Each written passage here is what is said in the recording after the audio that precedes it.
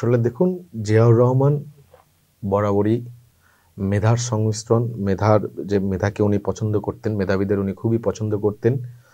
আমাদের যে বর্তমান প্যানেল রয়েছে সেখানে পরিশ্রম, স্বৈরাচারের বিরুদ্ধে যে আপোষকামী মনোভাব, সে মনোভাব এবং মেধার যে একটি শ্রুতিমধুর সংমিশ্রণ ঘটেছে, এটা আমাদের প্যানেলের মধ্যে সুস্পষ্টভাবে লক্ষ্যমান। আপনি যদি বলেন যে আমাদের ভিপি, জিএস, এজিএস তারা অত্যন্ত মেধাবী, ঢাকা বিশ্ববিদ্যালয়ের বিভিন্ন ডিপার্টমেন্টের মেধাবী শিক্ষার্থী, এবং তারা বিগত ফ্যাসিস্টের আমলে সর্বোচ্চ পরিমাণ তাদের জীবনকে বিলিয়ে দিয়েছে ফ্যাসিবাদের বিরুদ্ধে লড়াই করতে করতে। তাদের ঘর বাড়ি, পরিবার, সামাজিক জীবন, রাজনৈতিক জীবন কোনো কিছুই অবশিষ্ট নেই, পুরোটা চলে গেছে ফ্যাসিবাদের বিরুদ্ধে লড়াই করতে করতে। এভাবেই তারা পরিচিত হয়েছেন আন্দোলন সংগ্রামের হাতিয়ার হিসেবে। তো সেই ক্ষেত্রে শিক্ষার্থীরা এরকম অকুতোভয় সৈনিককে যেমন পছন্দ করে, তেমনিভাবে শিক্ষার্থীরা পছন্দ করে ক্রীড়া ক্ষেত্রে যে এগিয়ে আছে। সেই ক্ষেত্রে আমাদের যে ক্রীড়া সম্পাদক রয়েছে চিমচিমা চাকমা, সে একজন খুব প্রতিযশা ফুটবলার এবং ঢাকা বিশ্ববিদ্যালয়ের শিক্ষার্থী। তো সেই ক্ষেত্রে আমার কাছে মনে হয় যে ক্রীড়া ক্ষেত্রে সে অবশ্যই অবদান রাখতে পারবে এবং শিক্ষার্থীদের যে চাহিদা, সেই চাহিদাকে সে পূরণ করতে পারবে। আমরা দেখেছি যে ছাত্রদলের প্যানেলে ইবনু আহমেদ নামে ফিজিক্যালি চ্যালেঞ্জড একজন শিক্ষার্থী রয়েছেন। তো ঢাকা বিশ্ববিদ্যালয়ে যারা ফিজিক্যালি চ্যালেঞ্জড শিক্ষার্থী রয়েছেন, তাদের যে কোনো সমস্যাকে নিজে আত্মস্থ করতে পারবেন, অনুধাবন করতে পারবেন এবং পরবর্তীতে সেটা সমস্যার সমাধান করতে পারবেন।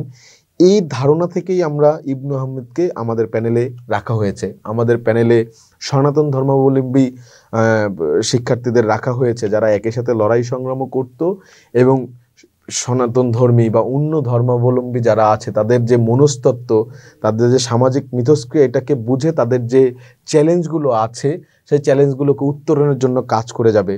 আমরা দেখেছি যে আন্দোলন সংগ্রামে যাকে রাখা হয়েছে আরিফুল ইসলাম, দীর্ঘদিন আন্দোলন সংগ্রাম সে করেছে, মুক্তিযুদ্ধের ব্যাপারে তার বিস্তর পড়াশোনা রয়েছে।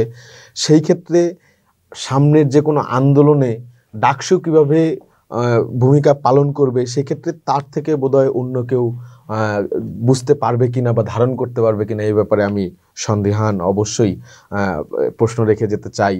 আমি কমন রুম ও ক্যাফেটেরিয়া সম্পাদকের মধ্যে যে আছে সে যেমন ফারিয়া ইসলাম মেঘলা দীর্ঘদিন ধরে ক্যাম্পাসের মধ্যে এন্টারপ্রেনারশিপ কেন্দ্রিক অনেক ধরনের কাজ করে গেছে। শিক্ষার্থীদের, কোন নারী শিক্ষার্থীদের কি কি ধরনের সমস্যা ফেস করতে পারে সেগুলো অবশ্যই একজন নারী হিসেবে সে জানবে।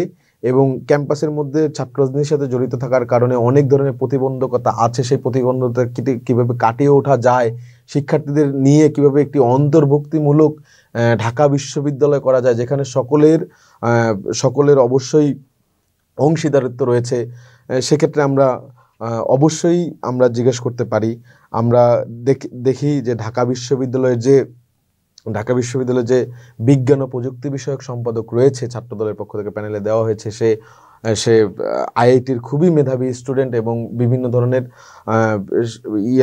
কর্মকাণ্ডের সাথে জড়িত, আইটি কেন্দ্রিক কর্মকাণ্ডের সাথে জড়িত। অবশ্যই বিজ্ঞান ও প্রযুক্তি বিষয়ক সম্পাদকের আমি মনে করি যে সায়েন্স ব্যাকগ্রাউন্ড থেকে আসা উচিত এবং ওই দিকে, এই সায়েন্সের দিকে কীভাবে আসলে বিশ্ববিদ্যালয়ে উন্নতি হতে পারে এবং শিক্ষার্থীরা কীভাবে লাভবান হতে পারে সে অবশ্যই বুঝবে। সেই ক্ষেত্রে আমাদের এখানে একটি ইনক্লুসিভ